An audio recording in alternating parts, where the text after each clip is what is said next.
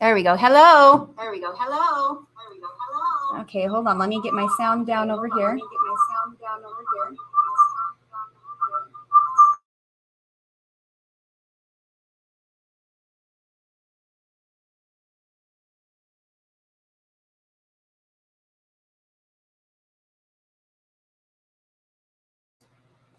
Hello, everybody. We've got a couple people here.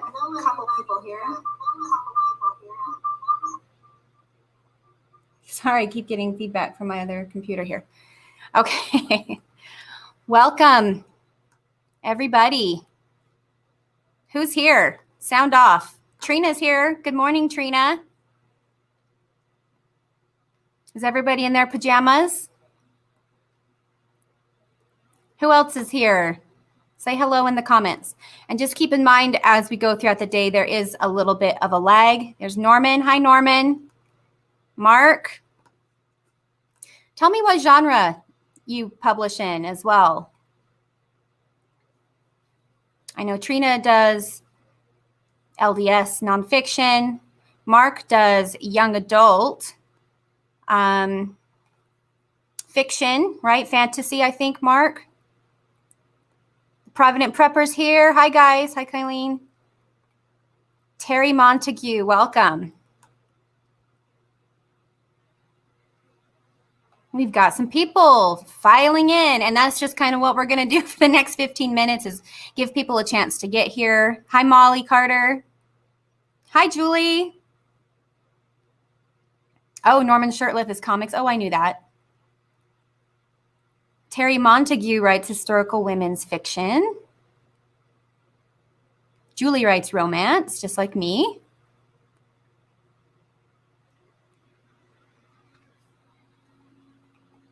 Are you guys excited to learn how to market your books better today? I have to tell you, this is so much weirder than having a huge group of people because I'm just talking to myself in a screen and it feels really weird. But this is 2020, right? Hi, Nathan, LDS Nonfiction. Welcome. We're just waiting for a few more people to jump on.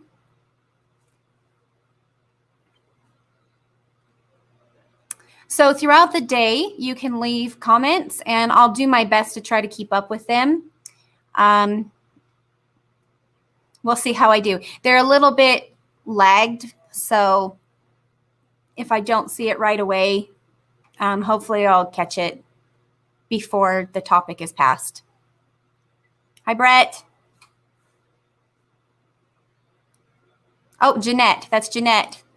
Brett and Jeanette, but it's Jeanette, author of Unsteady Dating. Welcome. Hi, Kathy. Hi, Kendall.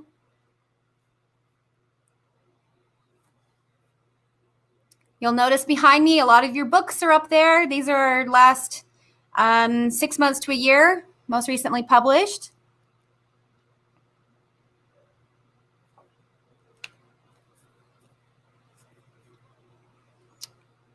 Okay, so this morning, what's going to happen first at 9:15, Tyler Carpenter, he also works in the marketing department with me. He's going to be teaching Instagram basics, and that's how we will start off the day is with the basics. And like I said in the email, if you didn't get it, when I say basic, I mean basic. So for Instagram basics, we're going to be talking about hashtags, what they are, how they work, carousels, what they are, how they work, the difference between a business account and a regular account, what is Instagram TV, how to like, follow, get followed, posting videos, sharing with other platforms, what is engagement, posting frequency, using a story. Those are the topics that we're going to start with this morning in about 10 minutes. But we want to make sure that everybody has a chance to log on before we get started, because when it's live, you can't really rewind the video. Let's see. Mark Hansen wants to know what topics I am writing about. Do you mean me specifically or other people?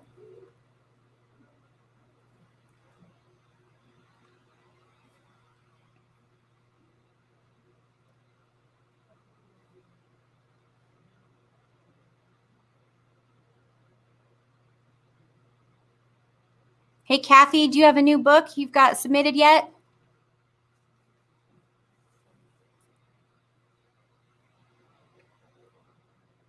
Hi, if you just jumped on, let us know what genre you write and say hello in the comments.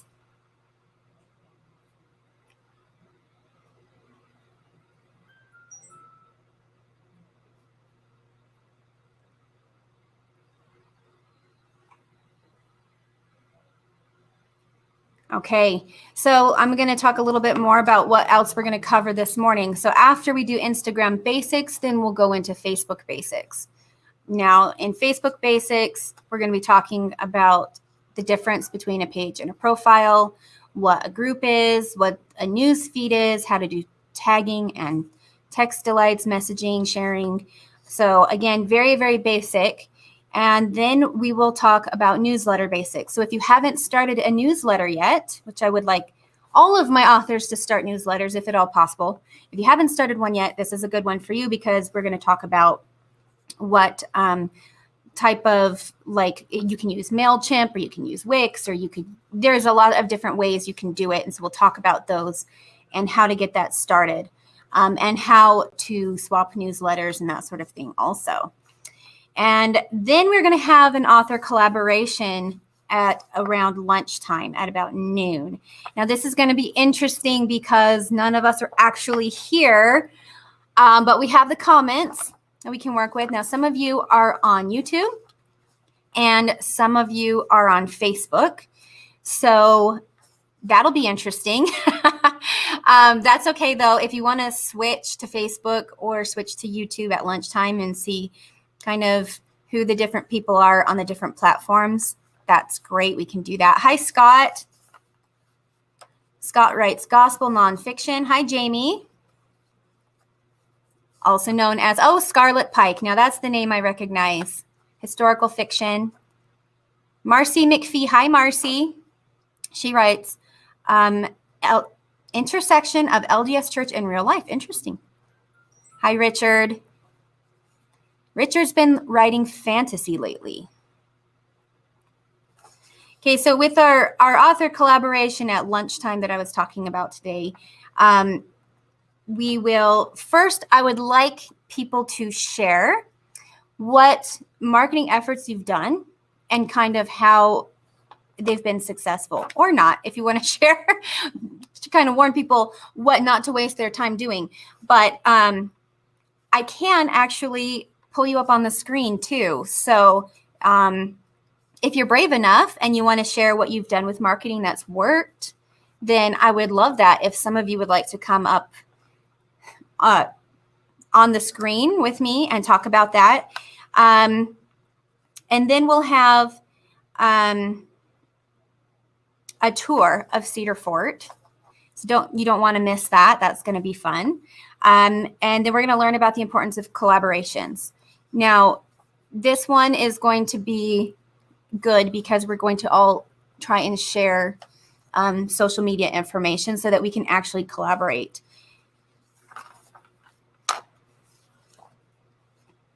Oh, hi, Matthew. Matthew writes How to Be a Powerful Modern Day Missionary, which is LDS nonfiction.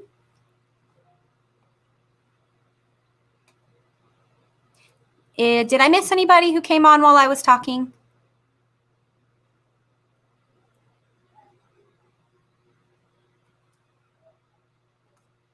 Okay.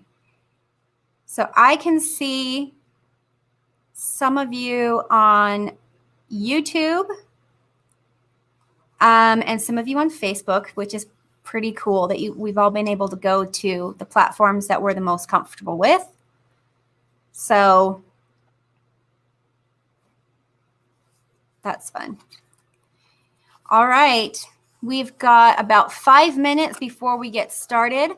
So I am going to help Tyler get set up to teach the Instagram basics. So I'm going to get off the screen here. I'm going to start playing videos for a minute off to the side while we're getting set up. And we'll be back with Tyler for Instagram basics.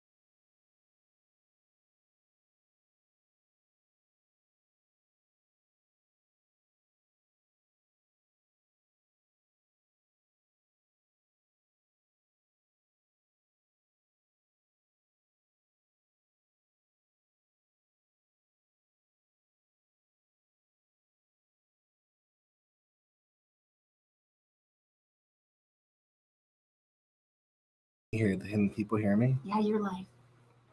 All right. Hi, it's Tyler. Oh, you got to mute that. I will. Oh. Okay, hi, what's up, everyone? It's Tyler from Cedar Fort. How are you guys doing? I'm going to be teaching you guys about Instagram right now. If you have any questions, please let me know. All right, so let's do this. Also, yeah, so in the comments, is it present? Oh, I got to present, add to stream. All right, in the comments, let us know what you're personally struggling with in terms of social media marketing. And hopefully we can get those questions answered or addressed. And we're going to focus on Instagram, though. Okay. All right, let's first talk about Bruce Wayne and Batman. So I hope you guys know who this is. But Bruce Wayne, let's be real, he wants to be Batman all day. He wants to fight crime, save the world. But without being Bruce Wayne, without working at Wayne Enterprises and making the monies and doing the hard work behind the scenes, he can't do what he loves, which is being Batman. That's the same for us creatives. There's a lot of things that we want to do that we'd rather do than the hard stuff. So for example, if we're all writers, you would rather write your book, create stories, and brainstorm. However, there are that's the Batman stuff, but there's a lot of Bruce Wayne stuff you have to do. You need to be on social media. You need to be on Facebook, Instagram. You need, maybe have a newsletter. You need to do some marketing. You need to make maybe a YouTube channel or a podcast. I don't know. So that's just kind of the basis of this is we're going to be talking about the Bruce Wayne stuff that you don't want to do, but it's probably important that you do. All right. So first is pick your team and dig in. So I believe that you should pick anywhere from 1 to 2 platforms that you're going to hone in on. So for example, for myself, I focus on YouTube and Twitter. Those are the 2 platforms that I really hone in on for my creativity. Some people do Facebook, some people do LinkedIn. Some people really just focus on Instagram. You don't have to be on everything, but you need to be on something, and you need to be doing it, and you need to be going hard at it. All right. So, all right. So this is what we're going to talk about now. This is the big question: how to get more fans. This is a video that I posted on my YouTube channel, and it's called "How to Grow Your Audience." So we're just going to dig into this real quick. And if you have any questions, let me know in the comments. And after that, we're going to get into Instagram. So the red circle is going to be the community. So for example, think about the genre that you do.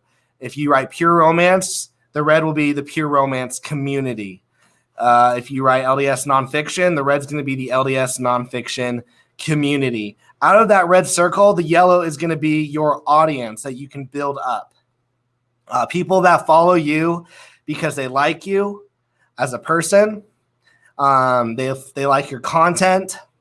And then in the green are those people in your audience who will actually buy.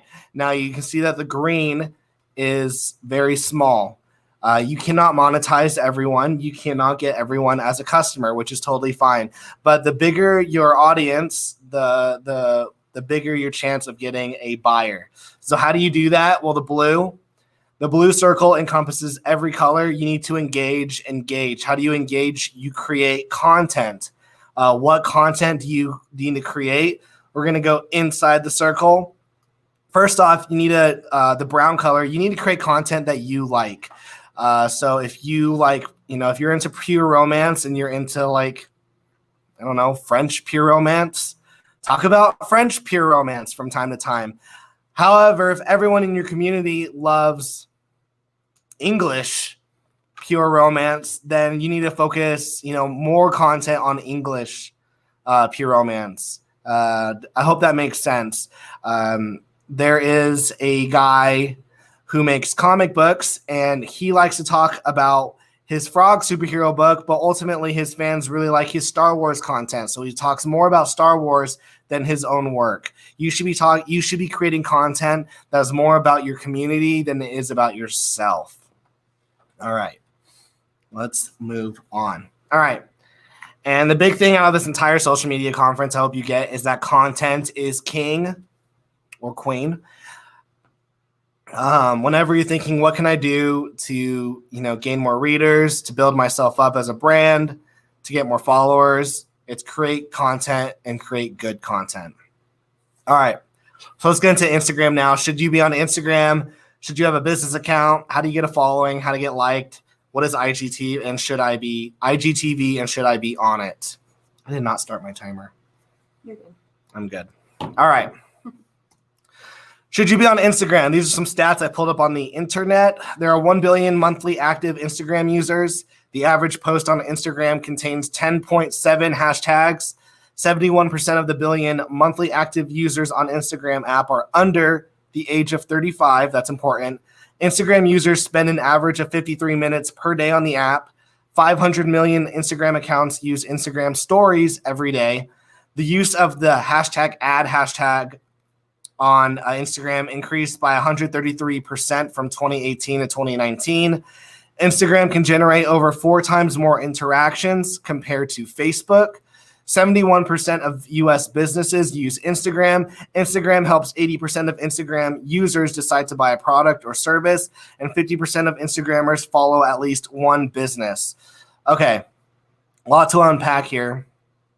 Okay, so when you're looking at Instagram, you really need to think about your audience. If your audience is LDS nonfiction, you need to ask yourself, okay, is my book going to capture, is my brand and my readers, is it going to capture the Instagram audience?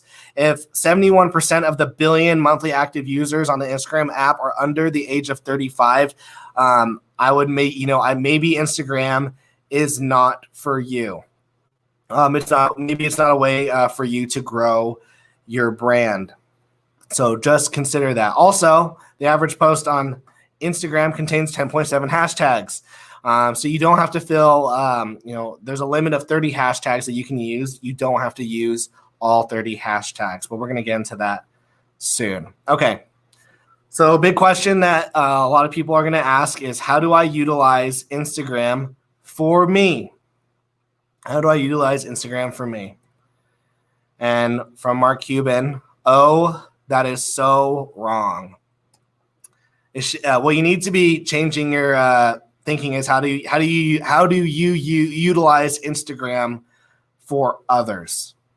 All right, how do you utilize Instagram for others? Just seeing if there's any comments. I don't think there is, and I'm pressing all these buttons. Okay.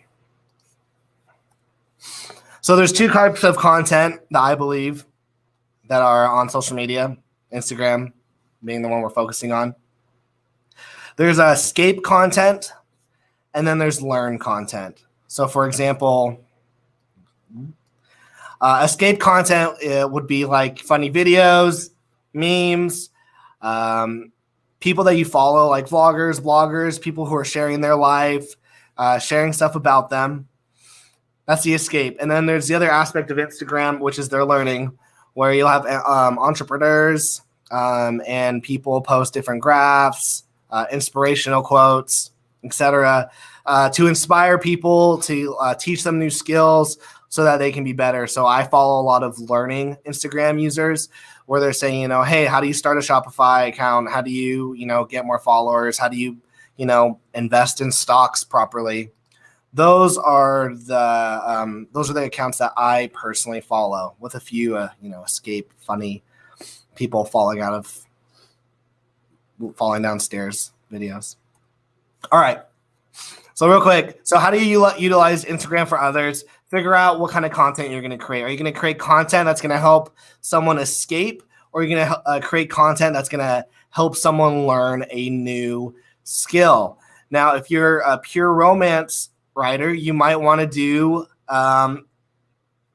content that helps people escape. Show off cool landscapes, show off cool content about the pure romance world and the different countries and stories that these books take part in. Maybe share some book reviews of what you've learned. If you are a nonfiction writer, maybe if you are, let's say, let's say your topic is the Gadianton robbers. Maybe you do posts about the Gadianton robbers and you compare it to 2020 and whatnot. Okay. We have a question from Shannon Simmons. I will get to that, I promise. All right, hashtags. How to get potentially discovered. Hashtags are huge on Instagram. Without hashtags, your posts are not going to get discovered at all. You need to use around 10 to 25 hashtags per post. You need to find them before you post, which means that you need to treat your Instagram as a business. That you need to plan ahead the content that you post. I know a lot of Instagram content creators, they have their whole entire week planned out before they even post anything. And they have it all aesthetically created. They use apps like Planoly, which is free, and you can see what your feed is going to look like before you post, and then you can schedule it out. So you need to have those hashtags found before you actually post. And then once you're done, have them ready to copy and paste into the first comment of your post or at the bottom of your post. This is just to make it aesthetically nicer. So you need to put in the first comment. So after you post, copy and paste your hashtag, comment on yourself and paste the hashtag. Or at the bottom, do your post like, I love tacos, and then space, hashtag. So how do you find hashtags? If you're going to use 25 hashtags, the max is 30, use this formula. All right, 5 hashtags with 1 million plus reach, 5 hashtags with 500,000 plus reach, 5 hashtags with 100,000 plus reach, 5 hashtags with 50,000 plus reach, and then 5 hashtags with 100,000 plus reach. And then you have 5 extra to either do a branded hashtag or a smaller hashtag. So let's see. What you do if you go on Instagram and you hit the search. Let's see. Where's my screen?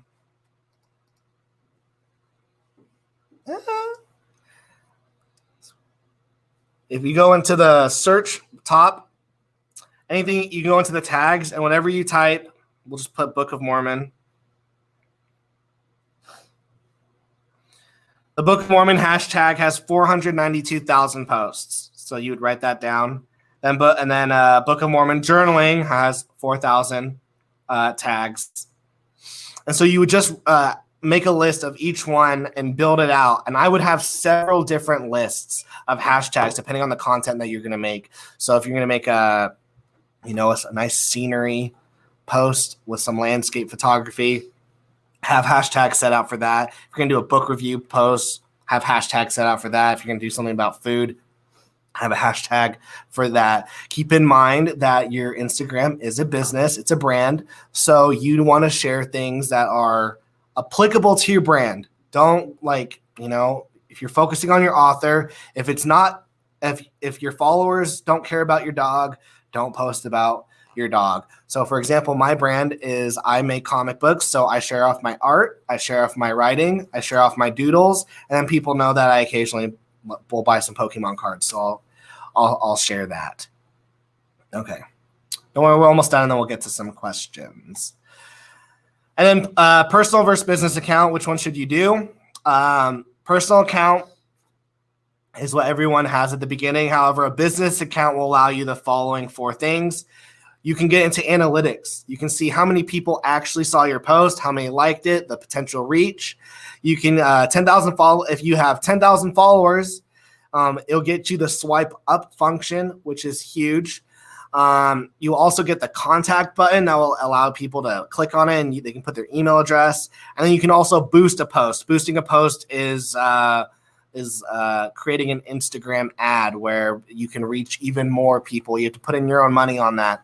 But should you do a personal account or a business account? It's really up to you. I would advise, if you are serious about going head on into Instagram and creating a brand for yourself, I would do a business account. It is harder to grow a business account. But I mean, if you're able to post the right content, collaborate with the right people in your sphere, make good content, it's totally worth it. Now, one thing to remember is that there is a ton of content on the internet. There's a ton of really good and nice content, which means that if your content is ugly, no one's going to want to follow you because there's someone better that they could follow. So always remember that if you're going to post something, make sure it is the best that you have. And put some work into it, because if it's a lazy post, if it's a really crappy picture, it's not. I can follow someone else that has a more pleasing Instagram profile. Remember, Instagram is a visual medium. All right, and finally, what is IGTV? IGTV is Instagram's attempt to take over YouTube. All their videos are in the vertical sense of it's up to 10 minutes for all users, and you can connect them to your Instagram stories. So you can, if you create an IGTV video and it's in the vertical format, you can then play around with, you can then post it onto your story, and you can actually say, hey, swipe up to watch my Instagram TV story. It's the only time that you can do a swipe up feature without having 10,000 followers. So should you do it? It's really up to you. IGTV hasn't really hit as well as it was planned. However, IGTV is still popular, and it's a way to post content that is longer than the 2-minute mark that Instagram limits. And how do I get followed? How do I get liked? Just make better content. If your content is good, people will come. Okay, so that's the end of that. Okay, let me get a real sip real quick. Let me get some questions up on the screen for you. Oh, you're going to manage this? Awesome. Sure. Oh. Okay, I think you kind of did that one. Let's skip to this. Oh, actually, let me go back up to. Hey, I know Jessica. Yeah, we know Jessica. Can you switch to a personal account to a business account later, or do you have to do it at the beginning? You can switch them. You can switch them. I had a personal account, and then I went to a business account, and then I was like, screw it, let me go back to my personal account, and that's what I did. So you can switch it. You can switch it in the middle. All right, Shannon Simmons. What do you recommend we use to find out how to match our Instagram content to the readers of our content? For example, if readers of mystery are predominantly women, how do I know what content they want to see? That is a great question, Shannon. Okay. Let's go with, I'm not a big novel. All right, my favorite author right now is Dan Brown. So what I would do is, if he's like the kind of author that I write books like, so Dan Brown writes thrillers and I'm a thriller writer, I would go on to his social media and I would see what he's posting. And I would see the engagement that he's getting. So I would think of your genre, think of the authors that you want to be like, write down 10 to 20 of them, follow them, see what their content's like. And then what I would start doing is I would start going into their comments, because their comments are people who are actually engaging with them. And I would engage back with them. I wouldn't ask them to follow. I would not tell them tell them that you're an author. Don't do that. Don't tell them about your book, but just engage with them. Hey, you like this book too? I do too. And then they'll be like, oh, this person commented on mine. They'll click on your profile picture and then they might follow you. Now you do this enough, eventually you can, start following them, and then they might follow you just because you followed them, and you're able to cultivate an audience from an already successful audience, if that makes sense. But to know what content to make for your readers, see what, what your readers are reading. If I'm a thriller writer, I know my readers are probably reading like James Patterson or Dan Brown. So go on their social media, see what kind of content they're creating, and then try to mirror it, but also try to be better than them. All right. How do you toggle back between accounts on a computer for Instagram? That's a great question. Instagram is a phone app. And if you're a Mac user, Instagram is not very friendly with Mac users. If you have a Windows computer, you're able to do something in the coding of the website that lets you post. But for the most part, I advise get a Dropbox account. It's free. Get the Dropbox app. edit your photos, edit your content on your computer, put it on your Dropbox, download it from your Dropbox on your app, and then post it on Instagram. But yeah, Instagram is a phone app. You can, if you go to Instagram.com, you can look at pictures, Mhm. and I think you can comment Yes. and like, but that's it. Yeah, you can't post. You can like, comment. You can even search hashtags and whatnot. But really, it's all about the phone. Okay, I don't see any more comments coming in.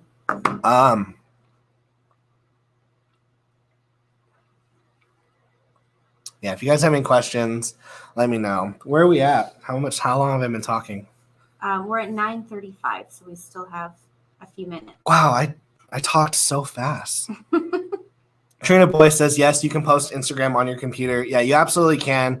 I don't think, though, that you can do it from a Mac. Now, if you use, you can use websites, like HubSpot, Sprout, Planoly. There's a ton of social media websites that let you plan out your content, and then you can upload them to those websites, and then they will schedule the post for you. You can also go into Creator Studio on Facebook, and you can post from Instagram there. So, but you have to have a business account on Facebook, which Valerie's going to be talking about, I think, after this. Mm-hmm. But in your Facebook business account, if you link over to your Instagram account to your business Facebook account, in the Creator Studio, you can manage all of your Instagram and post there as well. Okay. Trina Boyce, yeah, I use PC and post to Instagram from my computer every day. Yeah. Easily 90% of my blog traffic comes from mobile viewers. Yeah, exactly. Everything is on the phone. You need to, if you're going to create a website, make sure it's mobile friendly. Make sure your content is mobile friendly. If you're going to create, a picture on, like, let's say you're using Canva, you need to make sure that people, and you have text on there, you need to make sure that people can read the text because most of the time you're going to be editing on a big screen, and then people are going to be seeing it on their phone screen. Now, Mark Hansen, I believe, writes young adult fantasy, right, Mark?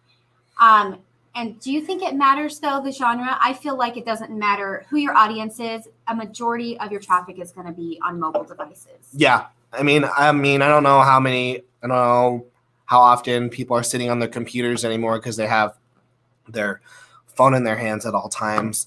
But make sure your content is mobile friendly. I mean, we look at our analytics on our website, on Facebook, and majority of them are all mobile users. So we try to make sure that all of our content is mobile friendly. Okay.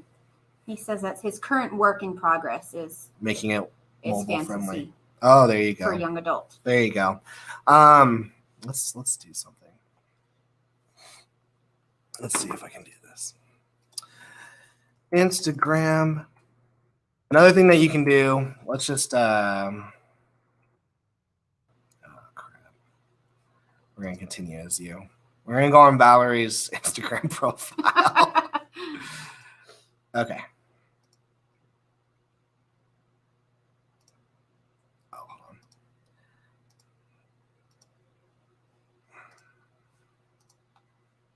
All right, we're going to go on Valerie's Instagram profile. All right, let's look at. All right, so this is Dan Brown's Instagram profile. This guy already has like $1 bajillion, so doing stuff like this, I don't recommend anyone ever doing. But he can get away with it. This is actually a terrible example. Let's use. Give me an author that people like. Brandon Sanderson. Yeah. All right. Let's see what Brandon Sanderson. Okay, so Brandon Sanderson does fantasy. So right here, he's showing off his books, the artwork. I think this parrot must be important.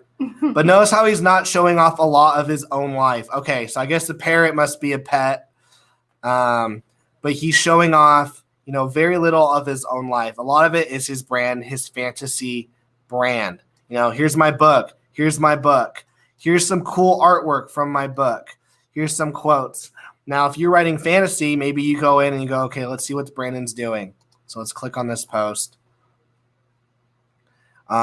He used no hashtags, but when you get to a certain amount of followers, you really don't have to because they follow you already. Hashtags are really to help you get discovered. But I would go into each one of these people. They clearly are engaged with his content. So, for example, this post has 14,000 likes and 132 comments, which means he has 132 people who are actively engaged on Instagram. You can be actively engaged with them as well. This is amazing, Vin. Beautiful. Reply. Absolutely. I really think it's beautiful too. I mean, you can reply on a computer. So just take some time to crank out some comments. Be genuine. Do not talk about your book and do not say that you're an author. Just be a fan with everyone else. Jessica, Mark is the Dutch oven expert. There you go. He's switching genres. Gotcha. And he's lucky enough to actually have fan art. That's true. If with fantasy, Mark, what I would do, and besides writing, is you might want to save up some money for a budget and maybe start hiring some artists to do some art for you.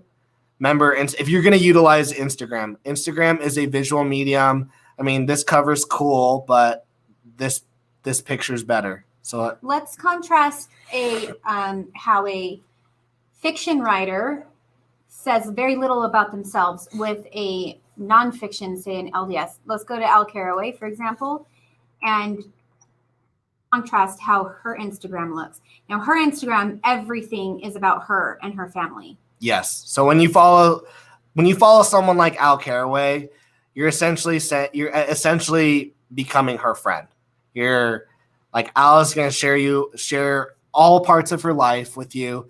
You're going to be very invested in it. You're going to know that the New York move that she made with her family has had a lot of ups and downs, and you're going to be really invested in her life. Now, this is to me escape content. I'm following Al. I like her life. I like her as a person. I want to be her friend. She is my friend. Stuff like that. And she's posting all about herself so that people are invested in her. So people are invested in Brandon Sanderson's books with a little bit about his life. His parakeet. That's like an added cool thing he can add to his brand. Al Caraway is her own brand. Now, let's see. And now let's go to the learn one. Clint is going to hate me, but I'm going to go to Gary V. Gary V is a little bit of both. His brand is himself, but a lot of it is inspirational quotes and how to be better at social media. I'll try to find one that doesn't have any bad language. When you become accountable, you start to feel in charge and in control. And then 64,000 people are like, oh my gosh, that post was awesome.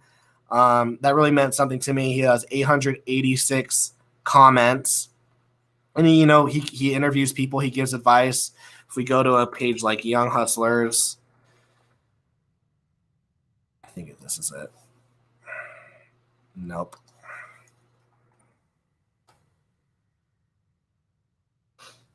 Anyways, there's accounts that show how to do stocks, how to grow your brand and stuff. You can follow those, and that is the learning type. Okay. Mark Hansen said, but that's her brand, isn't it? Yes, her brand is herself. So when people follow her, they're following her for following Al for Al. So find a reason why are people, Mark, following you? Are they following you because they like your work? Or are they following you because they like you for who you are? All right. So I think I'm almost out of time. All right. If you guys have any questions, throw them out there, and I will see you guys later in the day, and I will bring it back to Valerie. But thank you guys so much.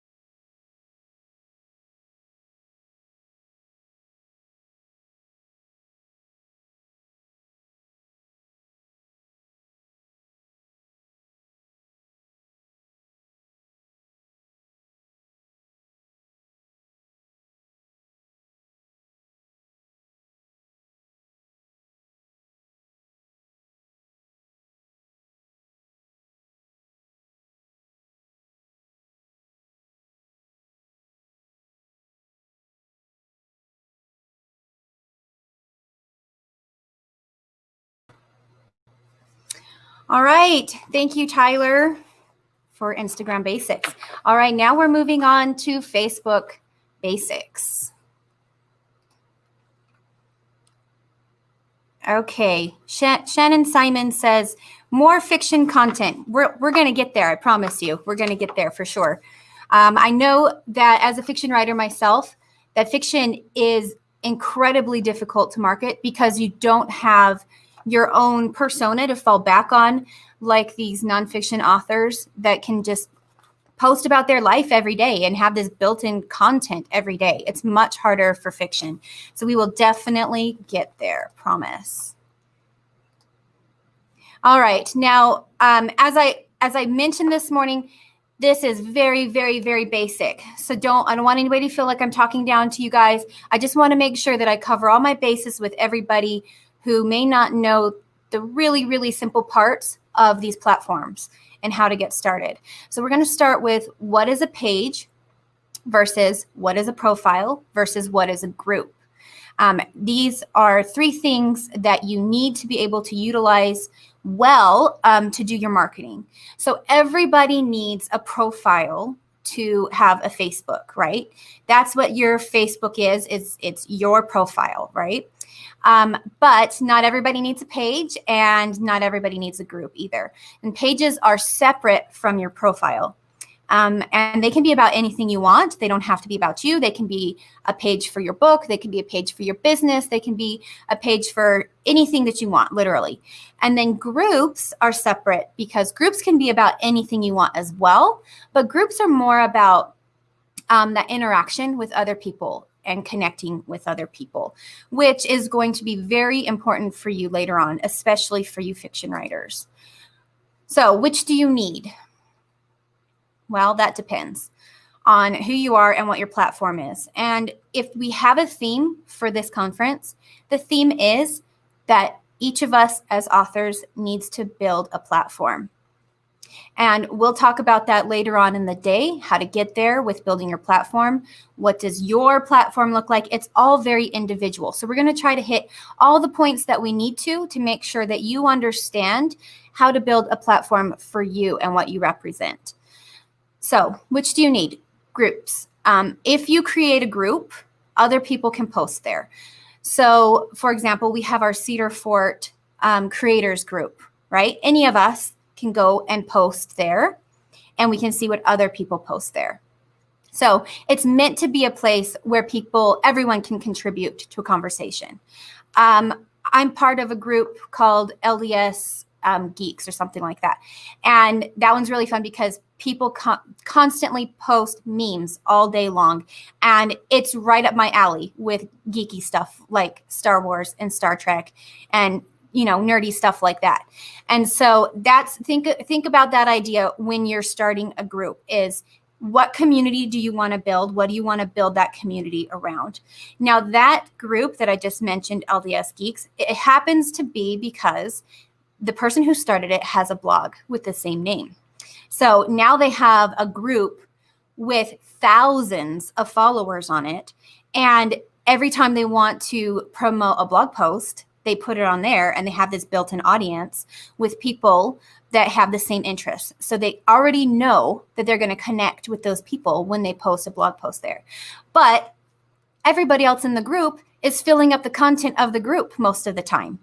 And so we'll get into that a little bit later too. I hate to keep saying that to you guys, but this is basics right now. But there is a rule in which 80% of the time you don't want to be selling. You only want to sell 20% or less. Okay, so groups can be open and groups can be closed. So what that means is that you can have a group be by invitation only, or you can have where anybody can join the group. And you get to moderate who joins the group. And you can also choose moderators to help you moderate the group. They're called admins. So an author could use a group as a book club. That would be a great idea. Or as a collaboration space, like how we use the Cedar Fort one. And groups, like I mentioned before with the geek page, the LDS geek page, it can drive traffic to your page. And it kind of will build in that 80-20 split that you want. 80% not selling, just good content, 20% selling for you without you having to do a ton of work like you have to do on your Facebook page, where you need to consistently be putting out content that people can engage with every day. Now, pages are an informational place, right? So a page can be for like a business or a person, and it's basically just a profile page for that business or that person that is more professional than just a profile, right? Because your profile, your grandma can talk to you on there, your mom can post stuff on there with you, and you can interact with your friends from high school and that sort of thing. But a page is more professional, where people won't necessarily be interacting with you the same way you would do on your profile, if that makes sense. Pages also appear in Google search results, which is really helpful. Groups do not, however. So keep that in mind, that maybe you want to have a group and a page if you want to work, whatever works for you. But just keep that in mind, that groups do not show up in Google search results. Now, pages can, like other pages, you can list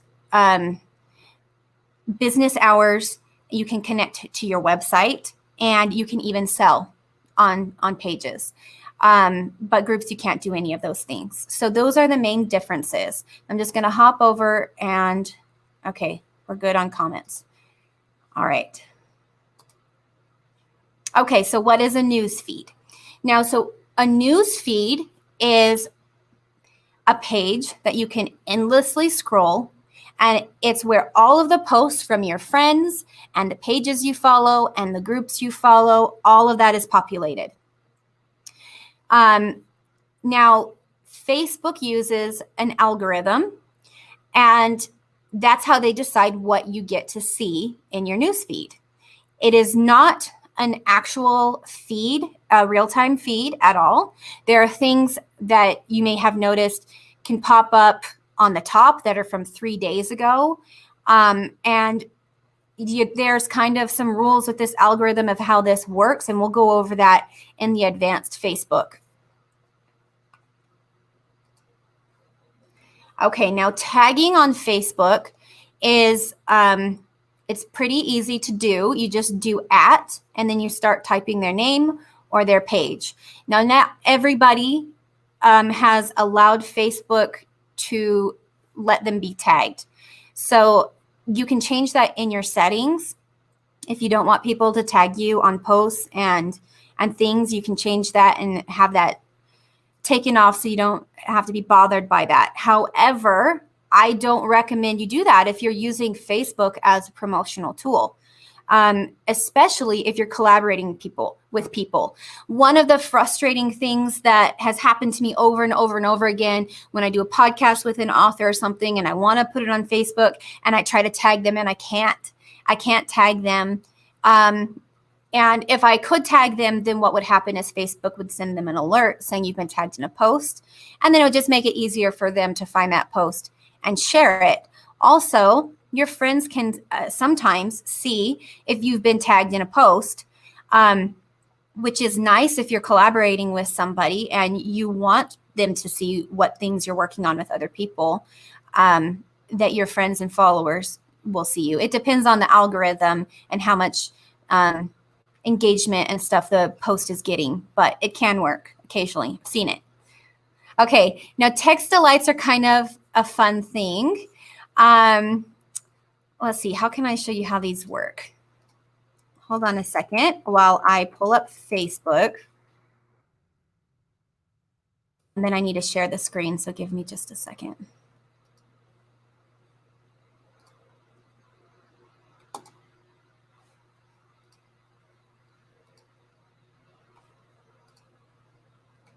Okay, so here's my Facebook.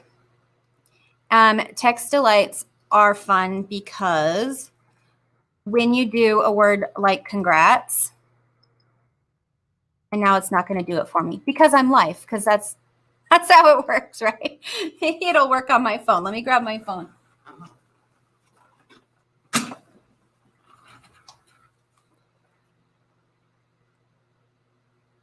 Oh, the banner still says we're back. Let me get rid of that too. Maybe it's because I'm creating a post and not commenting on somebody's post. That's probably the problem. So here we are. This is the live post right here.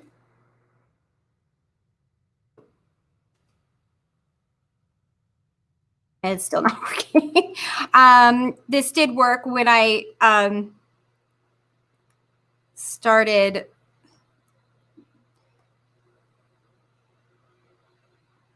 Okay, here we go.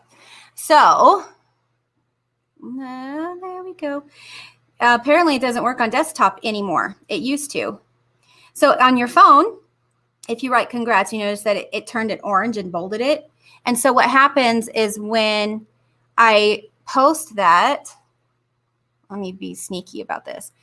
If somebody clicks on it, it does fun balloons. So there's a couple different ones you can do. Let me get back to my slides.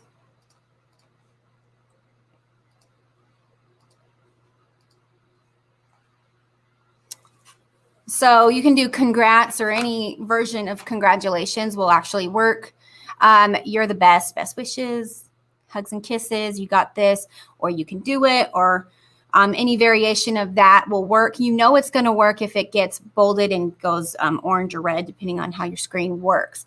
Now, Facebook changes these all the time. So as you can see from my demonstration, trying to show you on the desktop, it may not work tomorrow, but as of right now, it does work, at least on the phone. Okay, now let's go over how to do messaging.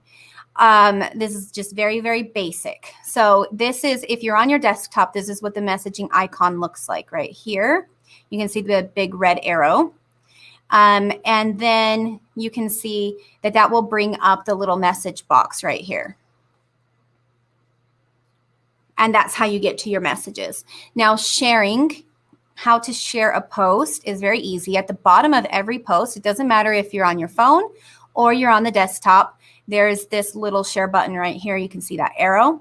That's going to bring up this drop-down menu over here to the right that says Share Now.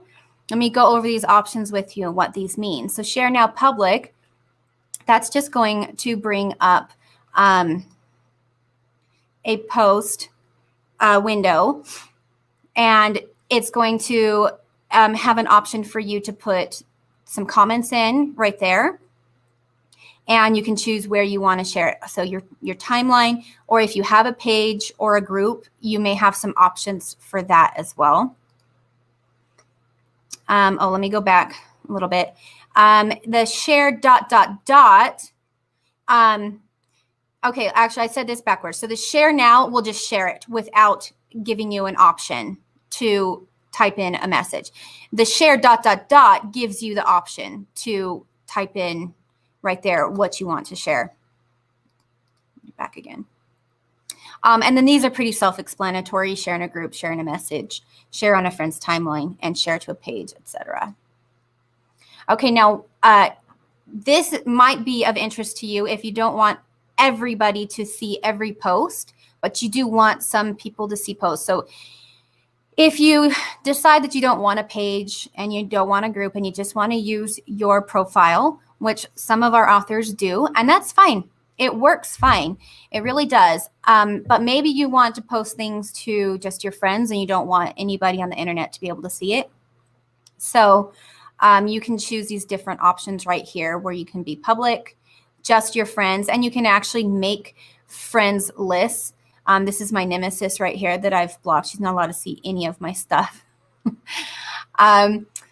Jokes don't go over so well when you don't actually have an audience here. And then you can do specific friends. So like if I wanted to choose 5 friends or just my author friends or whatever, and then you can also do it just for you. And that's kind of fun because Facebook does where you can see posts from like a year ago. They do on this day a year ago and 2 years ago, and etc. So that's kind of where that would show up there. So you can kind of use Facebook like a journal in that way. Okay, now there are hover over emoticons. So if you're on your phone, you need to hold down on the like little icon. Now, if you're on your computer, you just hold the mouse over it and these will pop up, and that gives us a little bit more variation in our reactions to things. These are engagement. So it's good when people want to send you different ones because it increases your engagement. Just liking in general does as well. And engagement is what our goal is. Engagement is the most important thing on Facebook. So what does Facebook consider engagement? So commenting, sharing, liking, watching, opening up a picture is engagement. Clicking on a link is engagement. If someone saves a post, that's also considered engagement. Now, why do we care about engagement? It's because of that algorithm that I talked about before. That algorithm, when it sees engagement on a post, it pushes that post up through the news feeds of anybody who follows you. Okay, now we're going to talk about accessing your page. And I'm sure that some of you want me to continue going on about engagement and how that works, and I promise I will, but not right now. This is beginner Facebook. We will definitely talk about that in depth later on in the day with our advanced classes. So to find your page, this is the desktop right here. This is the little icon that you need to push where the gray arrow is. I don't know if you guys can see my mouse. You cannot. So yeah, the gray arrow is the icon that you need to click on. That will bring this drop down menu down. And then you can see I admin the Cedar Fort page, so it's right there. And then there's my page right there. And that's how you get to it. Now let's talk about making your page look as good as possible. Because I'm assuming since you're here at the beginner Facebook, maybe you don't have a page, or maybe you're not really utilizing your page to full effect. So we want to add as many details as we can. So here I've got a nice profile picture. That's as good as it gets for me without Photoshop. So there we go. Now, right here on this red arrow that points at my name, I want to point something out. You cannot tell what I do, can you? Can you just look at this and know what it is that I do? No. It says author, blogger, YouTuber, but author of what? Blogger of what? You know, it's just not very descriptive. And that is so small where I have that. It's beautiful. I love it because I love the colors, and that's why I did it. But now that I know more about marketing, I know that this is not going to cut it. And then before I move on to the next slide, down here, this bottom arrow pointing at the Learn More button, what that's all about is you want to edit that so that it will take people to, where do you want them to go? Do you want them to go to your website? Do you want them to go to Amazon, where you can choose where you want it to go. Okay, so now here it is. Upgraded. Now, can you tell what I do? I think immediately now when you go to my page, you know exactly what I do and what I want you to know that I do, because I do a lot more things, right? So I don't need to put like kids carpool to school on here and, my church calling and stuff. But I want people to know that I'm an author, and that's the first thing they see. It's still beautiful, but it gives them a really good idea of that I write books and what kind of books that I write. And if you don't know how to do graphics like this, go back to last year's conference and I did a Canva tutorial. Canva is an online program that you can make graphics like this really, really simply. Okay, now let's talk about engagement a little bit more. So when you're looking for engagement, you want to ask for comments without asking for comments, because that's the caveat right there with the algorithm, is if you say comment below, Facebook doesn't like that. And so unless you have really good engagement with clicks or something else, it's not going to move your post up. So how do you get comments without actually asking for comments? Well, here's an example. This is a fun one that's been going around, the predictive text. People cannot resist it because it's so funny, right? So this is one I did for my latest release, and I'll just let you read it for a second there. My Bigfoot boyfriend is, and then you let your phone fill in the rest there. And you can see I got, for me, this is really good engagement. So it says here I got 50 engagement. I reached 139 people, and then this was organic. I didn't pay for this ad. I just put it out there in the Facebook universe, and it worked pretty well. It had 18 comments on it. I don't spend a significant amount of time on Facebook, so that was a really good day for me. Okay, now the number one thing was engagement. Number two thing is being social, right? Because it is social media, right? If there's any other lesson I can get across to you today is that you need to be social on social media. So if you get a comment, respond to it, even if it's one that you normally wouldn't respond to. And be positive. Of course, don't start fights on social media, although sometimes those can really bring up the engagement if you're fighting back and forth with somebody. But not just notice here, I commented on everything. And if I knew them personally, I made it, kind of personal as well, so that maybe they would respond back again here. Okay, now if you're on your page, and you need to edit the page, you will see these three dots right here. Notice I'm on the home page. Look under my name where it says Valerie Lovelace at Valerie Lovelace channel. Below it, it says home. So when I'm on the home page, there's these options over here with this drop-down menu. This is how you change and make your home page, your profile page really pop. Your profile too. But we're talking about pages right now. Okay, some more no-nos on Facebook. Again, we're back to this 80-20 rule. Do not be selling all the time.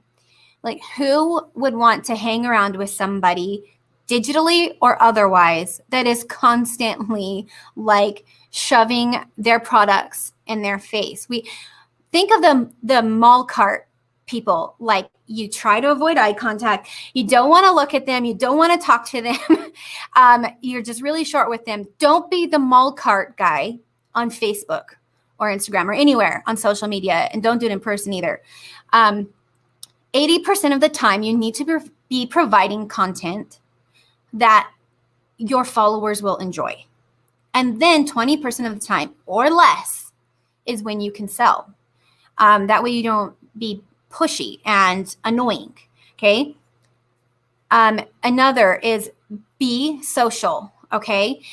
Respond, create conversation.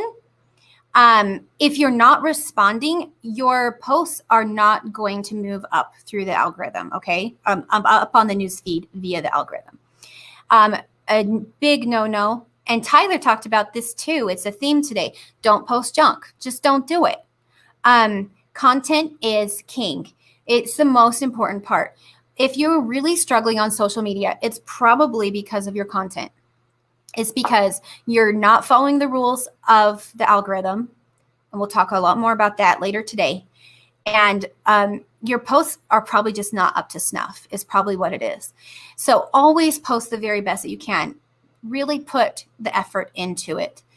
Your Facebook represents, or your Instagram, whichever one it is you decide to go with, but we're talking about Facebook right now.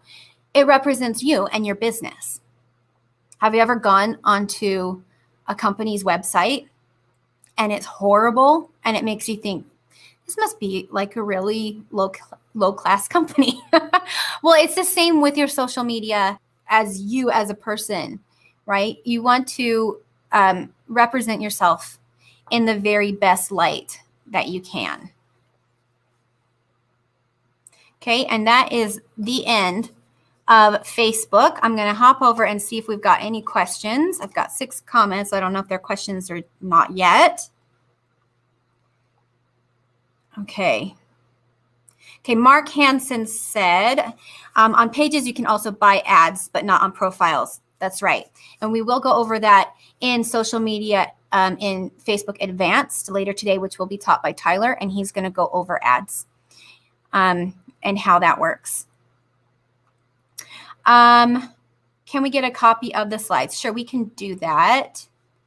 Thank you, Mark. He said we're laughing anyway. Thank you for laughing, even though I couldn't hear it or see it. Okay. Our next class is in 5 minutes. It's the newsletter basics. So if you haven't started a newsletter yet, please hang around for that. Got a couple more questions I'm going to go through. How do we find last year's conference for the Canva tutorial? Well, I'm going to have to repost it because it's on Facebook and I have it hidden. So you can only find it with the link. So what I will do is I'll make it available for anybody to see. And then you just need to go to our YouTube channel, which you're already there, Val, and you'll find it there. Okay. What makes a post junk? Good question. So a post that's junk is going to be a post that is like a really bad, dark picture that it just doesn't really demonstrate what you're trying to show. The internet is all about seeing things with your eyes, right? So it's the eye candy thing. And Instagram primarily, but Facebook as well, right? So if it's a really low quality picture, that's a big no-no. If you have a bunch of spelling errors and grammar problems and punctuation problems on your post, that's going to rub a lot of people the wrong way. And then just something that's not very interesting could be considered a junk post. So keep that in mind. Let's see. This isn't directly towards me, but I'm just going to throw it up here from Scarlet Pike. So even though I use a Facebook page app, I still have a hard time actually seeing when my page is tagged. There are definitely problems with the Facebook page app. And I don't know if it's just the iPhone one or if it's both the Android and the iPhone, but it drives me crazy because you have to have the app on your phone. And it's really annoying. Okay, so I'm going to shut this down so that Tyler can get set up for newsletter basics and he can get his slides pulled up. So hang in there. We'll be right back.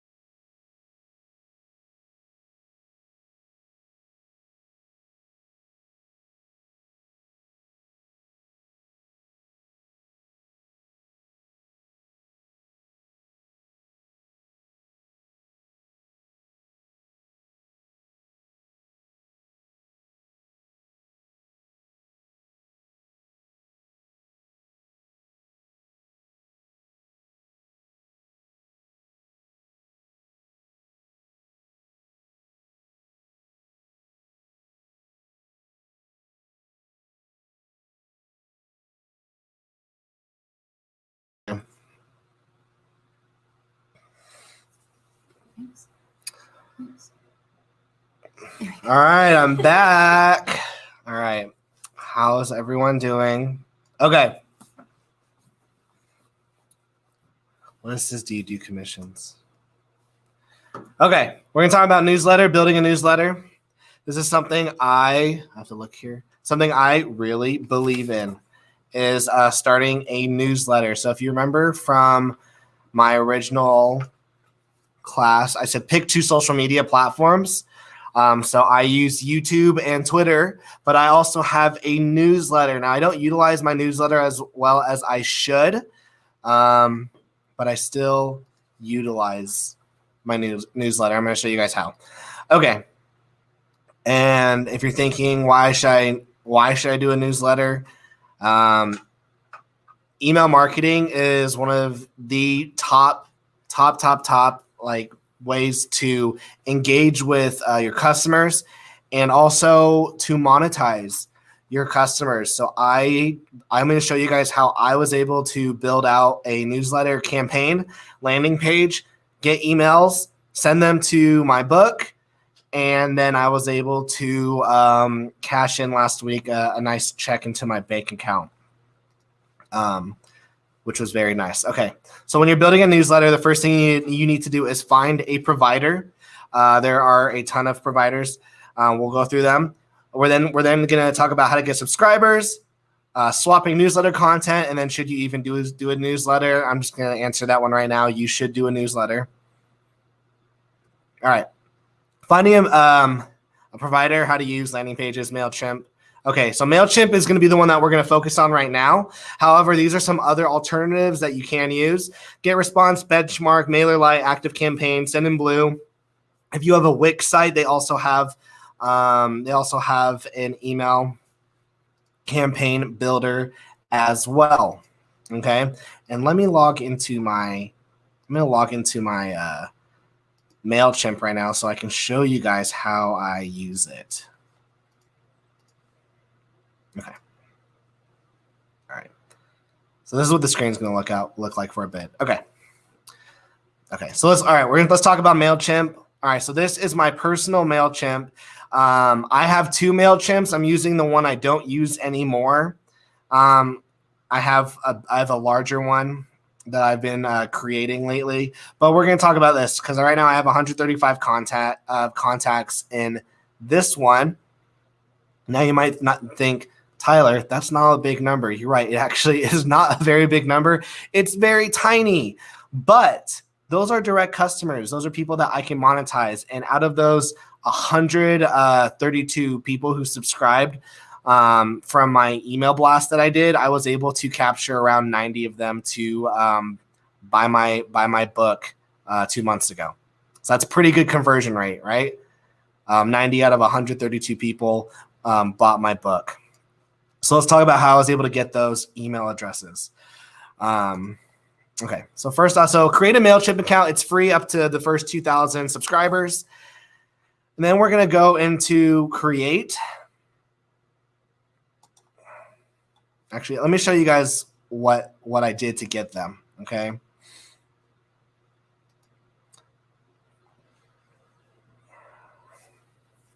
So I created something called a landing page, and what this landing page does is a way for me to capture emails. So this is what it looked like. So I'd make comic books, and so my book. So look at that freaking typo. My book was called Entity. It was a 100-page sci-fi graphic novel, and it said Entity is a sci-fi story that is told through 5 issues. Get the very first issue for free. That's 20 pages by signing up for the Draw and Talk mailing list, where every month we'll let you know what's going on in the Draw and Talk community, whether that be new videos, new comics, or freebies like this one. So what you would do is you would put in your email address. Oh my gosh. Let's added Clint to my email address. And they put their email in, and then right here they get a download. I have 3 links. They can download their free 20 pages right here. They can get the full 5 issue if they join my Patreon. That's a whole nother conversation. And then there's my YouTube channel where I do 90% of my marketing. But they click there, it takes them to my Dropbox. They are able to read the first 20 pages for free. So what we're going to do is we want to build out a landing page, and we want to give something away to them for free. You don't want to just collect emails. No one's going to want to do that. Give them something for free. I know you guys are writers. If you're a cookbook, give them a special recipe that's not in your book.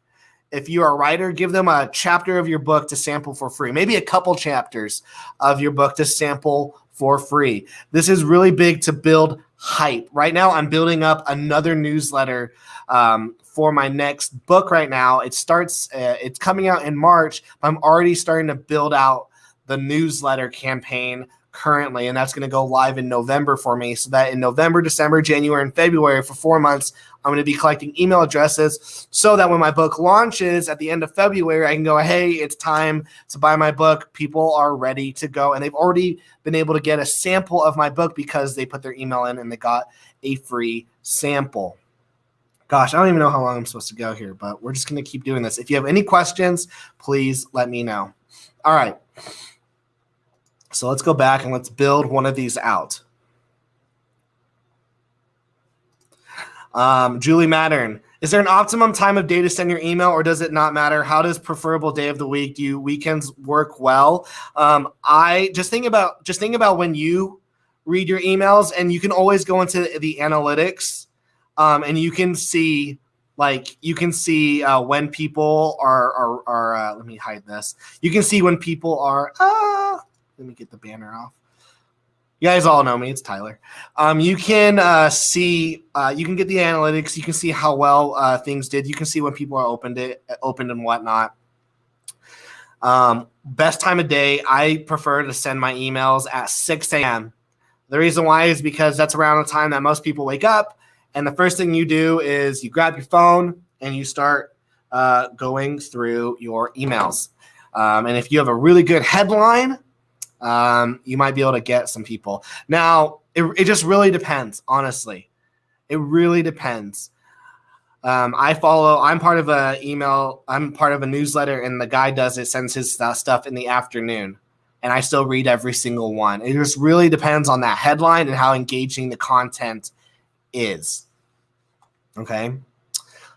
And make sure that your newsletter has a whole bunch of things. Like, figure out, why do people follow your newsletter? People follow my newsletter because they're going to get updates on my books. They're going to get free content. They're going to get updates on new books. And a lot of times I'm giving them exclusive free stuff. So think about that. While also maybe being like, hey, this is a movie that I read. Let's actually look at one of my emails that I did that did actually pretty well. This is what I did to launch one of the books. Okay. So this had a really good click rate. Let's see. All right, we'll do the mail.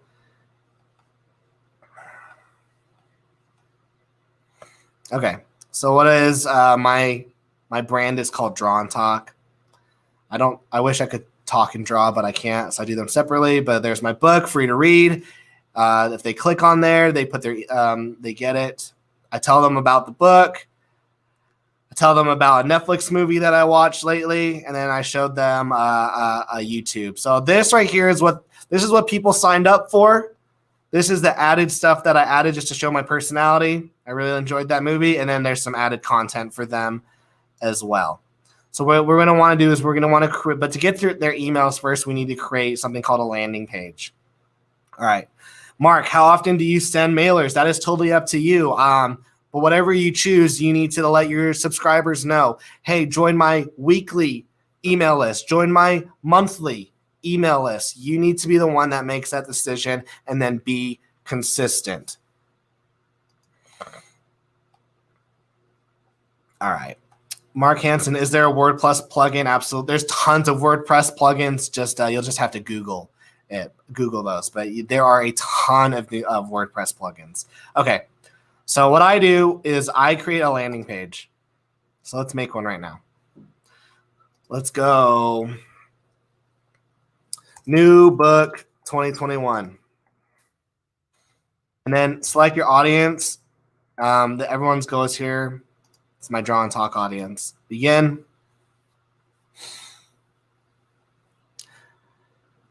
Okay. Now we at Cedar Fort, we don't use MailChimp. We use a different software just because we have, thousands of people. We have thousands of people who are on our newsletter, and we build out really long campaigns to get them. I would recommend though using something small like MailChimp because it's free for the first 2,000. I mean, getting your first 2,000 is incredibly difficult, very rewarding. Man, this is so slow. So while that loads, let's answer this question. Marcy McPhee, can it work for you to do an occasional newsletter instead of weekly or monthly? Here's the thing. That's a great question, Marcy. And with anything with social media, it's all about staying visible and staying relevant. If I don't hear from you for even 2 or 3 days, I'm going to forget about you. That's kind of how the world works right now. There is so much content coming around that you need to remind people about yourself. With Facebook and Instagram and Twitter posts, with all social media posts, if you stop engaging with someone's particular content, Facebook, Instagram, and Twitter are going to say, oh, looks like Tyler doesn't really like this person anymore. And they're going to make their content disappear from your feed. So how do you stay on people's feeds? How do you stay relevant? You got to keep posting content and have people engage with them. Otherwise, you will disappear. So can it work for you to do an occasional newsletter instead of weekly or monthly? It might, but I would definitely do something that's either weekly, every 2 weeks, or monthly. Okay. So we're going to build, there's different kinds of landing pages. You can make your own, but let's just go with this one. It's pretty simple. This is going to be called lead generation. There's different types. Look, that one said accept payments where you go, hey, put your credit card information, blah, blah. This right here, we just want to get their emails, okay? So you can, all right. So I normally just delete all this bottom stuff. I try to make mine as simple as possible. But what you can do is you can add photos. They do this thing called blocks, but you can customize everything. We'll edit. This is so embarrassing. Oh, this is a logo. So you can put your own logo on there, make it big, make it small. We can put get a free chapter of my new book. Make the font a little smaller. Jeez.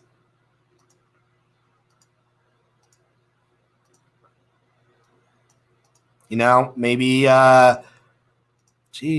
maybe put the cover of your book right here. Maybe tell us about your book right here. Hey, this is what my book's about, blah, blah, blah. I normally delete all this stuff, and then I delete this stuff as well. I try to make my landing page as simple as possible. Here's my book.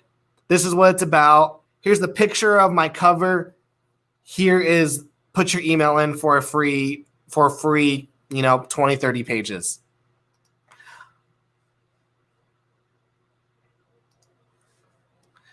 And after that, we're going to go preview. This is what it's going to look like on someone's computer screen. But remember, everyone's on their phones right now. Make sure that your landing page is compatible through the mobile. This is what it's going to look like. Kind of ugly. Don't really like this at all. So what I would then do is I would go back and I would edit it, and I would try to find a way to maybe get some kind of photo right there. Because the photo right is at the very bottom, and it's just not very intriguing. Okay, but let's just pretend that this is good. After that, we're going to hit save and close. Saving.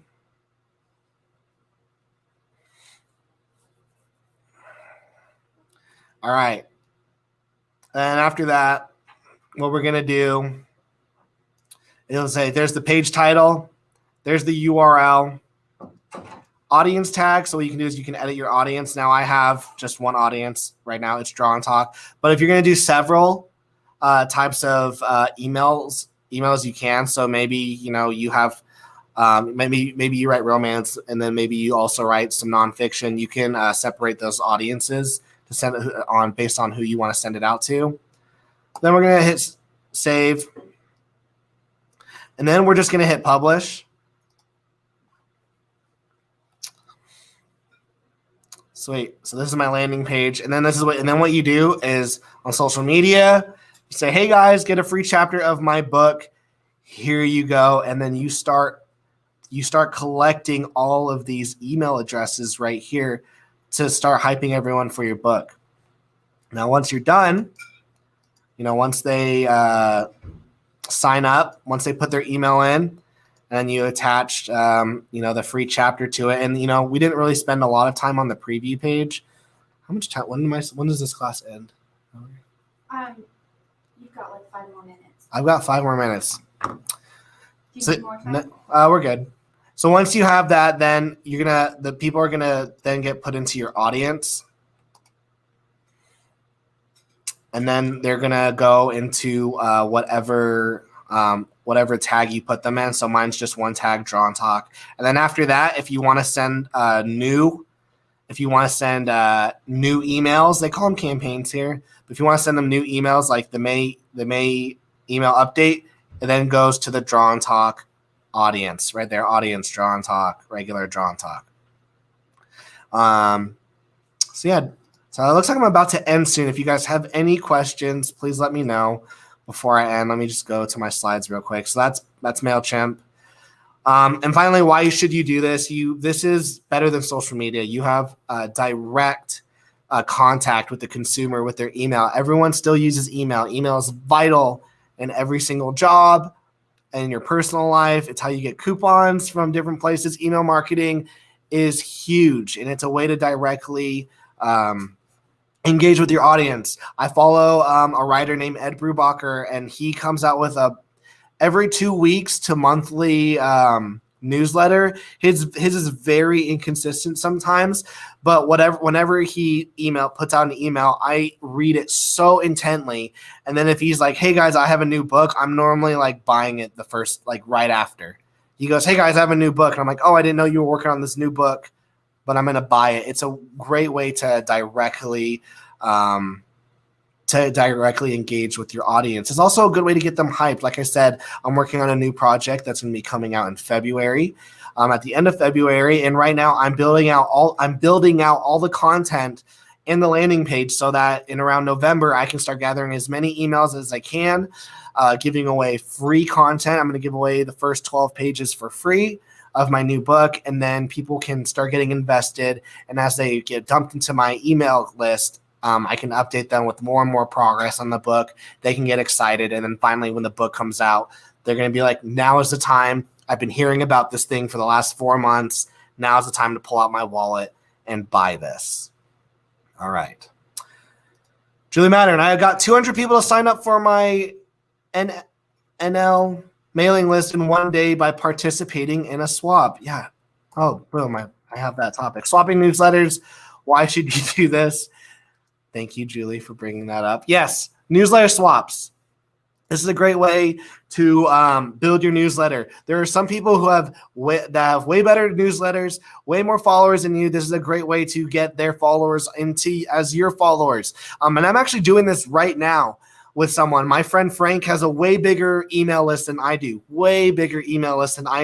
So I talked with him and said, hey, do you want some of the, I didn't tell him how big my email list was, but I said, hey man, do you want to exchange newsletters? You can post on mine. Can I post on yours? We created a free book that both of our followers can engage in. And when they download it, his followers will go into my email list and my followers will go into his email list. This is very huge. Make sure that when you do collaborate with people, that you do have some kind of proposition on why you guys should collab. And then finally, what kind of content should be in your newsletter? Topical. Show that, topical. Talk about stuff that people that people want to follow you for. So people follow me because they're invested in my comics, they're invested in my art. And then, throw in, hey, I watched this video. Like, give them some reasons to be part of your life. Oh, we brought up Al Caraway. People follow her because they want to follow her life. You can do the same thing as well. Just make sure that most of the stuff that you're doing is topical. Relevant to why they signed up to the newsletter in the first place. So that the reason why I made a new newsletter is because that initial newsletter was created to hype up my book Entity. And all my newsletter was about that book. Well, now I'm making a new newsletter for a new book. I still have the previous audience from Entity, and they're dumping into a new newsletter. That's my strategy. But other people, they just do it. They have one newsletter that they funnel through their audience, and all they do is talk about themselves, and that really works out for them. Show about your personal life. Give them fun ways for them to engage. If you're a writer, give them a free chapter. Give them a new chapter that's not in the book. Give them some bonus content. I've heard that pure romance writers will add new chapters or different scenarios or like what if moments in their newsletters. Be like, what if the girl actually got with the brother? I don't know. And people really dig that kind of stuff. So not her brother. Maybe. No. Wrong genre. Wrong genre. So should you do a newsletter? Absolutely. Once again, it's like that Bruce Wayne Batman thing. It's another thing that you have to add to your Bruce Wayne list, but it's going to really help you in the long run. All right. If you have any other questions, let us know. If not, I'm going to pass the time over to Valerie. And I'll see you guys again at like 2 o'clock.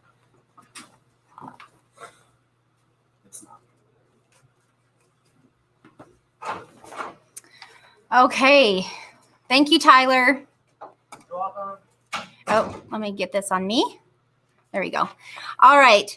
So this is the end of our block 1, which is our beginner block. So I hope you guys will come right back. You need to go to the next link for the next one because I'm going to end this broadcast.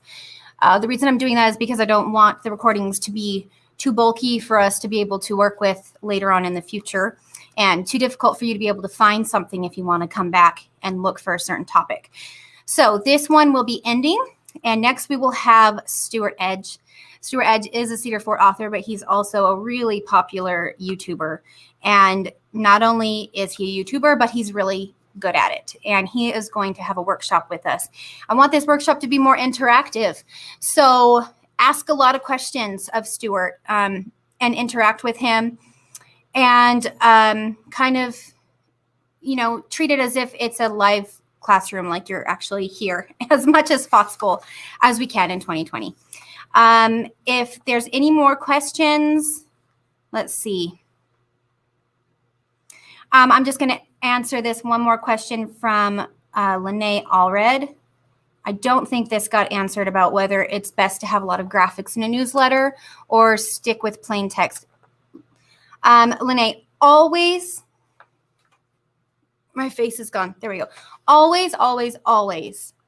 It's about eye candy. Always. I think in this day and age, and especially with the youth, the younger people that are like millennials. So I think millennials start at like 35 right now and down. It's always more about the visual than it is about whatever the text says.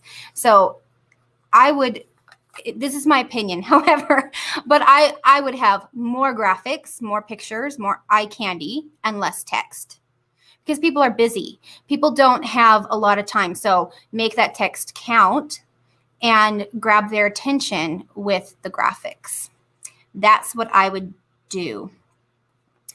And Casey wants to know, I've had this question asked a million times, and I'm sorry I was not able to get back to everybody. But yes, these will all be available on both YouTube and Facebook for the rest of eternity after they're done. It may take some time for them to fully upload once we hit the end live session button. So they may not be available right away, but they will be available eventually, probably just later today, like in an hour or so. So, okay.